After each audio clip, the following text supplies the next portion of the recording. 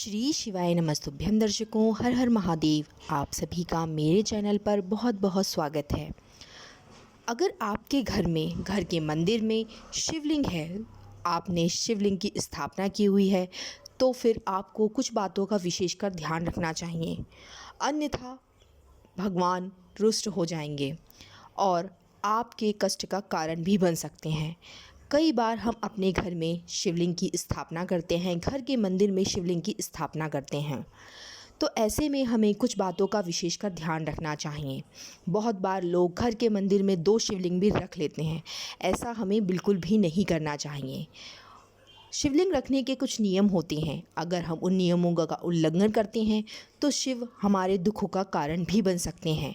शिव जितने भोले हैं, भोले भंडारी हैं, उतने ही रुष्ट भी हो जाते हैं। ऐसे में कुछ बातों का आप विशेषकर ध्यान रखें, अन्यथा आपके लिए परेशानियां बढ़ सकती है, आपके जीवन में समस्याएं पैदा हो सकती हैं। पहला, शिवलिंग आप अपने मंदिर में, घर में स्थापित कर रहे हैं तो सबसे पहले तो उनकी प्राण प्रतिष्ठा आप ना करवाएं, पर उनका नियमित रूप से अभिषेक करें और पूजन करें।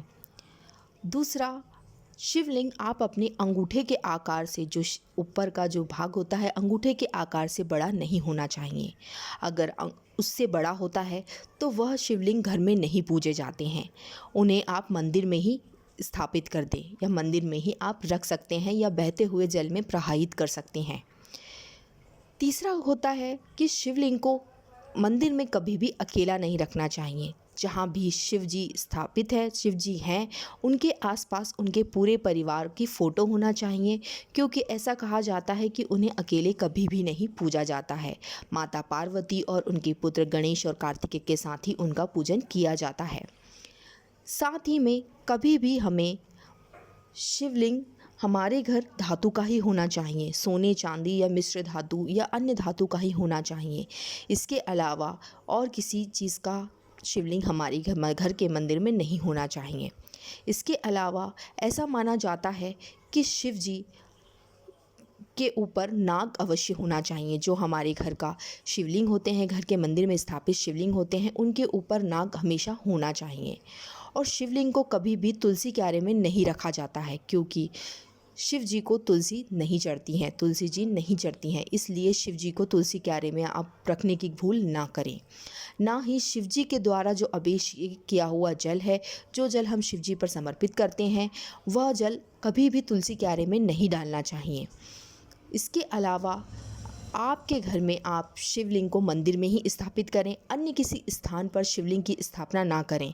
जैसे अपने घर के बेडरूम में, या दाम्पत्य आपके घर में कोई हैं, उनके बेडरूम में कभी भी शिव जी का शिवलिंग स्थापित ना करें, यह बहुत ही अशुभ माना जाता है। साथ ही में शिव जी पर कभी भी केतकी का फूल, तुलसी जी और हल्दी और कुमकुम नहीं चढ़ते हैं, तो इस बात का आप विशेषकर ध्यान रखें। यह कुछ ऐसी बातें हैं जो आप अपने घर में शिवलिंग की स्थापना करते हैं तो हमें ध्यान रखनी चाहिए, अन्यथा शिव जी हमारे लिए कष्ट का कारण भी बन सकते हैं। अगर इसमें से आप कुछ भी गलती कर रहे हैं तो आज से ही आप बंद कर दें, अन्यथा आपको इसका हर्जाना भुगतना पड़ेगा।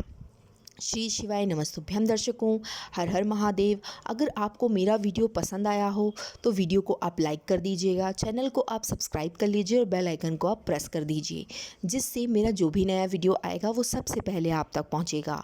श्री शिवाय नमस्तुभ्यं दर्शकों, हर हर महादेव।